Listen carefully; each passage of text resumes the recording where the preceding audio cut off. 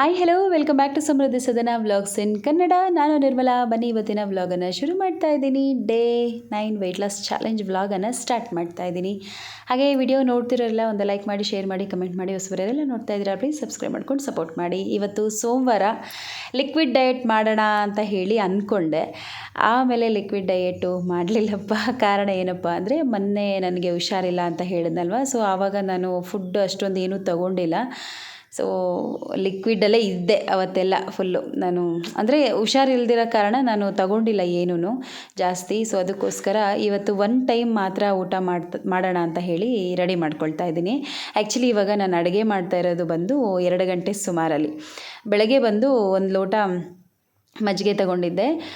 ಅದೇ liquid diet ಮಾಡೋಣ ಅಂತ ಅಂದ್ಕೊಂಡೆ ನಾನು ಮಜ್ಜಿಗೆ ತಗೊಂಡೆ ಬೆಳಗ್ಗೆ. ಡಿಟಾಕ್ಸ್ ಡ್ರಿಂಕ್ ಎಲ್ಲ ಏನೂ ತೊಗೊಂಡಿಲ್ಲ, ಒಂದು ಲೋಟ ಮಜ್ಜಿಗೆ ತಗೊಂಡೆ ಅಷ್ಟೇ.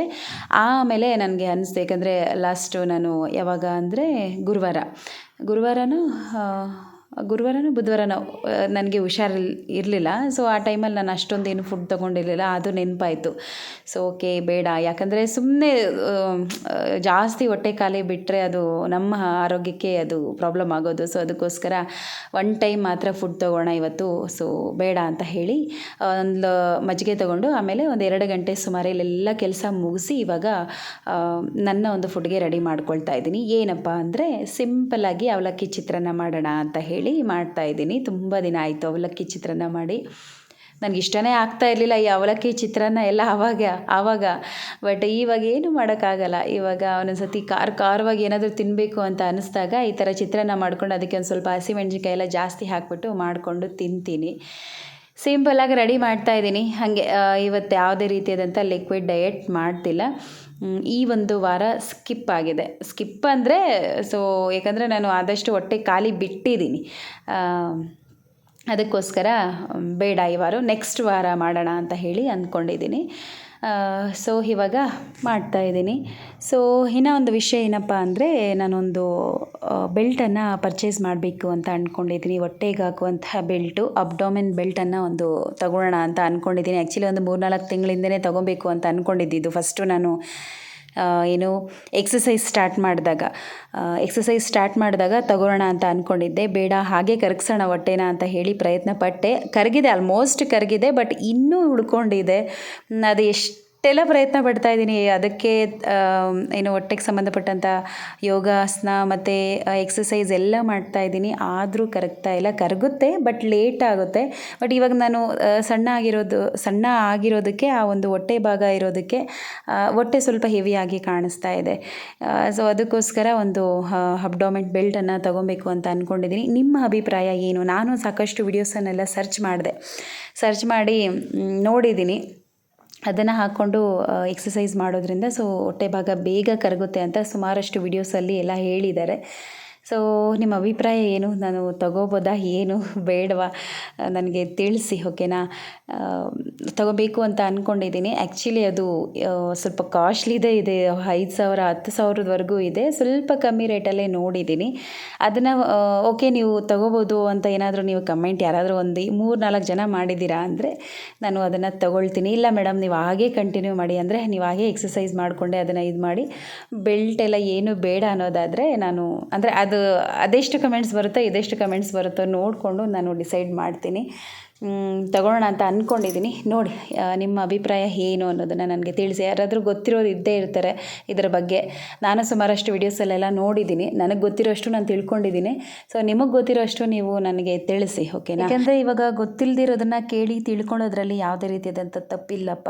ನನಗೆ ಗೊತ್ತಿರೋದು ನಿಮ್ಗೆ ಹೇಳ್ತೀನಿ, ನಿಮಗೆ ಗೊತ್ತಿರೋದು ನನಗೆ ಹೇಳಿ. ನನಗೂ ಅಷ್ಟೇ ಸುಮಾರಷ್ಟು ಜನ ಸಜೆಷನ್ ಮಾಡಿದ್ರು, ಅಕ್ಕ ನಿಮ್ಮದು ಸ್ವಲ್ಪ ಹೊಟ್ಟೆ ಭಾಗ ಕಾಣಿಸ್ತಾ ಇದೆ, ಆದಷ್ಟು ಎಕ್ಸಸೈಸ್ ಮಾಡಿ, ಈ ರೀತಿ ಮಾಡಿ ಆ ರೀತಿ ಮಾಡಿ ಅಂತ ಕಮೆಂಟ್ಸಲ್ಲೆಲ್ಲ ಹೇಳ್ತಾ ಇರ್ತಾರೆ. ಮತ್ತು ಫುಡ್ಡಲ್ಲೂ ಅಷ್ಟೇ, ಅಕ್ಕ ಈ ಫುಡ್ ತೊಗೊಳ್ಳಿ ಆ ಫುಡ್ ತೊಗೊಳ್ಳಿ ಅಂತ ನನಗೆ ಸಜೆಸ್ಟ್ ಮಾಡ್ತಾ ಇರ್ತೀರ. ನಾನು ಅದನ್ನು ಟ್ರೈ ಮಾಡ್ತಾನೆ ಇರ್ತೀನಿ. ಸೊ ಅದೇ ರೀತಿ ನಿಮಗೆ ಗೊತ್ತಿರೋದನ್ನು ನನಗೆ ಹೇಳಿ, ಓಕೆನಾ? ಸೊ ಓಕೆ ತೊಗೊಬೋದು ಅನ್ನೋದಾದರೆ ತೊಗೊಳ್ತೀನಿ, ಬೇಡ ಅಂದರೆ ಸೊ ಹಾಗೆ ಪ್ರಯತ್ನ ಪಡ್ತೀನಿ. 1 ತಿಂಗಳ 2 ತಿಂಗಳ 3 ತಿಂಗಳ ಹೇಗೋ ಒಟ್ಟಿನಲ್ಲಿ ಹೊಟ್ಟೆ ಭಾಗ ಅನ್ನೋದು ಕರಗಬೇಕು ಅಷ್ಟೇ. ಏನು ಗೊತ್ತಾ, ಈ ಪ್ರೆಗ್ನೆನ್ಸಿ ಟೈಮಲ್ಲಿ ಆ ಒಂದು ಏನು ಹೊಟ್ಟೆ ಭಾಗ ಸ್ವಲ್ಪ ಚರ್ಮ ಲೂಸ್ ಆಗಿರುತ್ತಲ್ಲಪ್ಪ, ಮತ್ತು ಅದು ನಾನು ಕಟ್ಟಿಲ್ಲ. ಡೆಲಿವರಿ ಆದಮೇಲೆ ಬಟ್ಟೆ ಕಟ್ಟಿಲ್ಲ. ಬಟ್ಟೆ ಬೆಲ್ಟು ಅದೆಲ್ಲ ಕಟ್ತಾರೆ, ಬಟ್ ನಾನು ಕಟ್ಟಿಲ್ಲ. ಯಾಕಂದರೆ ನನಗೆ ಇನ್ಸ್ಪೆಕ್ಷನ್ ಆಗಿತ್ತು, ಈ ಸಿಸೇರಿಯನ್ ಆಗಿರೋ ಜಾಗದಲ್ಲಿ ಇನ್ಸ್ಪೆಕ್ಷನ್ ಆಗಿತ್ತು. ಸೊ ಅದಕ್ಕೋಸ್ಕರ ನಾನು ಏನು ಕಟ್ಟಲಿಲ್ಲ. ಡಾಕ್ಟರೇ ಬೇಡ ಅಂದರು.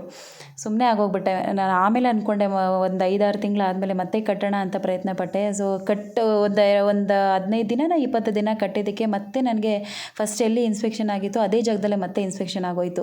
ಅದಕ್ಕೋಸ್ಕರ ಮತ್ತೆ ನಾನು ಕಟ್ಟಿಲ್ಲ ಬಟ್ಟೆನ.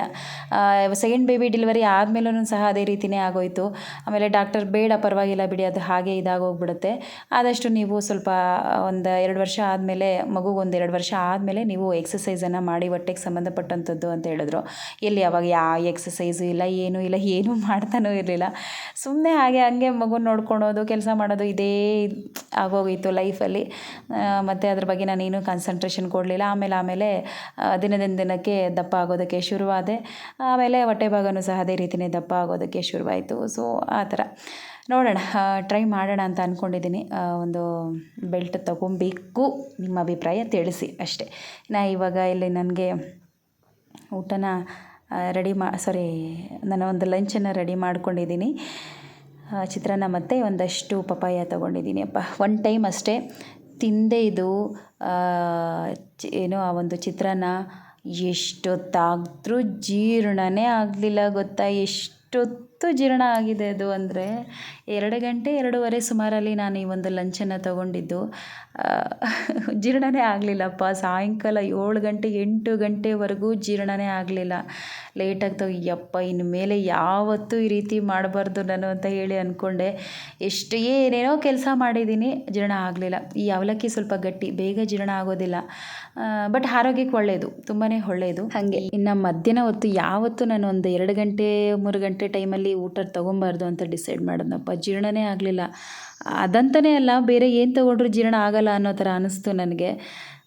ಸಾಕು ಅಂತ ಅನಿಸ್ಬಿಡ್ತು. ಅದಾದ ನಂತರ ಇಲ್ಲಿ ಏನೋ ಹೇಳ್ತಿದ್ದಪ್ಪ, ಯಾವುದೋ ಒಂದು ಟಾಪಿಕ್ ಬಗ್ಗೆ ಮಾತಾಡ್ತಾ ಇದ್ದೆ. ವಿಡಿಯೋ ರೆಕಾರ್ಡ್ ಆಗಿದೆ, ಬಟ್ ವಾಯ್ಸ್ ರೆಕಾರ್ಡ್ ಆಗಲಿಲ್ಲ. ಸಿಕ್ಕಾಪಟ್ಟೆ ಬೇಜಾರಾಗೋಯಿತು. ಎಡಿಟ್ ಮಾಡೋವಾಗ ನೋಡ್ತಾ ಇದ್ದೀನಿ, ವಾಯ್ಸೇ ರೆಕಾರ್ಡ್ ಆಗಲಿಲ್ಲ. ಅದು ಏನೋ ನೆನಪು ಬಂತು, ಸೊ ಹಾಗೆ ನಿಮ್ಮ ಹತ್ರ ಶೇರ್ ಮಾಡ್ಕೊಳ್ತಾ ಇದ್ದೆ. ಸೊ ಅದು ವಾಯ್ಸ್ ರೆಕಾರ್ಡ್ ಆಗಲಿಲ್ಲ. ಏನಪ್ಪ ಒಂದು ವಿಷಯ ಅಂದರೆ, ಇವಾಗ ನೀವು ವೆಯ್ಟ್ ಲಾಸ್ ಮಾಡೋದಕ್ಕೆ ಟೈಮ್ ಕರೆಕ್ಟಾಗಿ ಊಟ ಮಾಡ್ತಾಯಿದ್ದೀರಾ, ಮತ್ತು ಲಿಮಿಟಾಗಿ ಊಟ ತೊಗೊಳ್ತಾ ಇದ್ದೀರಾ, ಯೋಗ ಮಾಡ್ತೀರಾ, ಎಕ್ಸಸೈಸ್ ಮಾಡ್ತೀರಾ, ಲೈಫಲ್ಲಿ ಯಾವಾಗಲೂ ಇದೇ ರೀತಿಯೇ ಮಾಡ್ತೀರಾ. ಒಂದು ವೇಳೆ ನೀವು ಇದನ್ನು ಬಿಟ್ಟರೆ ನೀವು ದಪ್ಪ ಆಗೋದಿಲ್ವಾ ಅಂತ ಹೇಳಿ ಕಮೆಂಟ್ ಮಾಡಿದ್ದೀರಾ. ಸೊ ಇದನ್ನು ನಾನು ಲೈಫಲ್ಲಿ ಯಾವಾಗಲೂ ರೂಢಿ ಮಾಡ್ಕೋಬೇಕು, ಅಂದರೆ ಇದನ್ನು ನನ್ನ ಲೈಫಲ್ಲಿ ಒಂದು ಭಾಗವಾಗಿ ತೊಗೊಂಬಿಡಬೇಕು ಅಂತ ಹೇಳಿ ನಾನು ಡಿಸೈಡ್ ಮಾಡಿ ಬಂದಿರೋವಂಥದ್ದು. ಓಕೆನಾ. ಸೊ ಉದಾಹರಣೆಗೆ ಹೇಳ್ತೀನಿ ಕೇಳಿ. ನಾನು ಲಾಸ್ಟ್ ಟೈಮ್ ಊರಿಗೆ ಹೋಗಿದ್ನಲ್ವ. ಸೊ ಊರಿಗೆ ಹೋದಾಗ ಮತ್ತು ಫಂಕ್ಷನ್ ಅದು ಇದು ಎಲ್ಲ ಬಂದಿತ್ತಲ್ಲ, ಊರ ಹಬ್ಬ ಅದು ಇದು ಎಲ್ಲ. ಸೊ ಆ ಒಂದು ಟೈಮಲ್ಲಿ ಟೈಮ್ ಕರೆಕ್ಟಾಗಿ ಊಟ ಮಾಡ್ತಾ ಇರಲಿಲ್ಲ. ಆನಂತರ ಬಂದು ನೀರದೆಲ್ಲ ಏನೂ ಚೆನ್ನಾಗಿ ಕುಡಿತಿರ್ಲಿಲ್ಲ. ಒಂದು 2 ದಿನ 3 ದಿನ ಹಾಗೆ ಎಕ್ಸಸೈಸು ಸಹ ಮಿಸ್ ಆಯಿತು. ಈ ಥರ ಎಲ್ಲ ಆದಾಗ ಮತ್ತೆ ನಾನು ವೆಯ್ಟ್ ಗೇನ್ ಆದೆ. 1-1.5 kg ಆಗುವಷ್ಟು ನಾನು ಜಾಸ್ತಿ ಆದೆ. ನಾನು ಆಲ್ರೆಡಿ ಹೇಳಿದ್ದೀನಿ ವಿಡಿಯೋಸಲ್ಲೆಲ್ಲ, ನನ್ನ ವೆಯ್ಟ್ ಇಷ್ಟು ಜಾಸ್ತಿ ಆಗಿದೆ, ಒಂದು ವಾರದಿಂದ ಒಂದು 10 ದಿನದಿಂದ ಇಷ್ಟು ಜಾಸ್ತಿ ಆಗಿದೆ ಅಂತ ನಾನು ಹೇಳಿದ್ದೀನಿ. ಮತ್ತು ನಾನು ಫಸ್ಟು ನನ್ನ ಲೈಫ್ ಸ್ಟೈಲನ್ನು ಯಾವ ರೀತಿ ಚೇಂಜ್ ಮಾಡಿಕೊಂಡಿದ್ದೆ, ಅದನ್ನು ಬಿಟ್ಟು ಬೇರೆ ರೊಟೀನ್ಗೆ ಜಾಯ್ನ್ ಆದಾಗ ಆ ರೀತಿ ಆಯಿತು. ಮತ್ತು ನನ್ನ ಲೈಫ್ ಸ್ಟೈಲ್ಗೆ ನಾನು ಬಂದಾಗ, ಆ ಒಂದು 10 ದಿನ ಬಿಟ್ಟು ನನ್ನ ಲೈಫ್ ಸ್ಟೈಲ್ಗೆ ನಾನು ಬಂದಾಗ, ನನಗೇ ಗೊತ್ತಿಲ್ಲದೆ ಆ 1.5 kg ಕಡಿಮೆ ಆಗೋದೆ. ನನಗೇ ಗೊತ್ತಿಲ್ಲದೆ ಕಡಿಮೆ ಆಗೋದೆ. ನಾರ್ಮಲಾಗಿ ನಾನು ಯಾವ ರೀತಿ ಮಾಡ್ತಾಯಿದ್ದೀನಿ ಅಂದರೆ, 4-5 ತಿಂಗಳಿಂದ ನಾನು ಏನು ಮಾಡ್ತಾಯಿದ್ದೀನಿ, ಸೊ ಅದೇ ರೀತಿಯೇ ನಾನು ಮಾಡ್ಕೊಂಡು ಬಂದಿದ್ದು. ನನಗೇ ಗೊತ್ತಿಲ್ಲದೇ ಆರಾಮಾಗಿ ವೆಯ್ಟು ಲಾಸ್ ಆಯಿತು. ಸೊ ಹಾಗೆ ನಮ್ಮ ಲೈಫ್ ಸ್ಟೈಲನ್ನು ನಾವು ಚೇಂಜ್ ಮಾಡ್ಕೊಂಡಿದ್ದೀವಲ್ಲ, ಸೊ ಅದೇ ಒಂದು ಲೈಫ್ ಸ್ಟೈಲಲ್ಲಿ ಹೋದರೆ ಯಾವುದೇ ರೀತಿ ತೊಂದರೆ ಆಗೋದಿಲ್ಲ. ಹೆಲ್ತಿಯಾಗಿ ಆರಾಮಾಗಿ ಇರ್ಬೋದು. ಓಕೆ. ಸೊ ಇಷ್ಟಪ್ಪ, ನನಗೆ ಗೊತ್ತಿರೋ ಅಷ್ಟು ನಾನು ಹೇಳಿದ್ದೀನಿ. ಅದರಲ್ಲಿ ಇನ್ನೂ ಚೆನ್ನಾಗಿ ಹೇಳಿದ್ದೆ, ಏನೋ ನೆನಪು ಮಾಡ್ಕೊಂಡು ಏನೇನೋ ಹೇಳಿದ್ದೆ, ಬಟ್ ಅದು ಎಲ್ಲ ರೆಕಾರ್ಡ್ ಆಗಲಿಲ್ಲ. ಇಟ್ಸ್ ಓಕೆ, ಏನೂ ಮಾಡೋದಕ್ಕಾಗೋದಿಲ್ಲ. ಸೊ ಇದು ಈ ರೀತಿ ಇತ್ತು ನನ್ನ ನಿನ್ನೆಯ ಒಂದು weight loss day. Liquid diet ಮಾಡೋಣ ಅಂತ ಅಂದ್ಕೊಂಡೆ, ಬಟ್ ಬೇಡ ಅಂತ ಹೇಳಿ ಒನ್ ಟೈಮ್ ಮಾತ್ರ ಒಂದು ಮೀಲ್ ತೊಗೊಂಡಿದ್ದೀನಿ ಅಷ್ಟೇ. ಒಂದು ಟೈಮ್ ಊಟ ಮಾತ್ರ ತೊಗೊಂಡಿದ್ದೀನಿ. ಸೊ ಇನ್ನು 2 ಟೈಮು ನಾನು ಲಿಕ್ವಿಡಾಗೆ ತೊಗೊಂಡೆ. ಆ ಮಧ್ಯಾಹ್ನ ಊಟ ತಿಂದಿದ್ದು ನನಗೆ ಬೇಡ ಅನ್ನೋ ಥರ ಅನಿಸ್ಬಿಡ್ತು, ಜೀರ್ಣನೇ ಆಗಲಿಲ್ಲ. ಸೊ ಎಷ್ಟೆಲ್ಲ ಕಷ್ಟಪಟ್ಟೆ ಗೊತ್ತಾ ಅದನ್ನು ಜೀರ್ಣ ಮಾಡ್ಕೊಳ್ಳೋ ಅಷ್ಟೊತ್ತಿಗೆ ಸಾಕಾಗೋಯ್ತು. ಇನ್ನು ಈವ್ನಿಂಗ್ ಬಂದು ನಾನು 1 ಲೋಟ ಹಾಲು ತೊಗೊಂಡಿದ್ದೀನಿ ಅಷ್ಟೇ. ಬೇರೆ ಆಪ್ಷನ್ ಏನೂ ಇರಲಿಲ್ಲಪ್ಪ, ಯಾವುದೋ ಜ್ಯೂಸ್ ತೊಗೊಳೋದಕ್ಕೆ ಆ ಥರ ಎಲ್ಲ ನನಗೇನು ಇಂಟ್ರೆಸ್ಟ್ ಇರಲಿಲ್ಲ. ಜಸ್ಟ್ ಒಂದು ಲೋಟ ಒಂದು ಸ್ವಲ್ಪ ಬೆಲ್ಲ ಹಾಕಿಬಿಟ್ಟು 1 ಲೋಟ ಹಾಲು ತೊಗೊಂಡಿದ್ದೀನಿ ಅಷ್ಟೇ, ಮತ್ತು ಇನ್ನೇನೂ ತೊಗೊಂಡಿಲ್ಲ. ಸೊ ಇದಾಗಿತ್ತಪ್ಪ ಇವತ್ತಿನ ನನ್ನ ಒಂದು ವಿಡಿಯೋ. ಇವಾಗ ಕುತ್ಕೊಂಡು ವಾಯ್ಸ್ ಓವರ್ ಕೊಡ್ತಾ ಇದ್ದೀನಿ. ನಿನ್ನೆ ಬೆಳಗ್ಗೆಯಿಂದ ಕರೆಂಟ್ ಇಲ್ಲಪ್ಪ, ಫೋನ್ ಸ್ವಿಚ್ ಆಫ್ ಆಗಿದೆ. 1% ಏನೋ ಇತ್ತು, ಒಂದು ಕಮ್ಯುನಿಟಿ ಪೋಸ್ಟ್ ಹಾಕಿದೆ ಇವತ್ತು ವಿಡಿಯೋ ಸ್ವಲ್ಪ ಲೇಟಾಗಿ ಬರುತ್ತೆ ಅಂತ ಹೇಳಿ.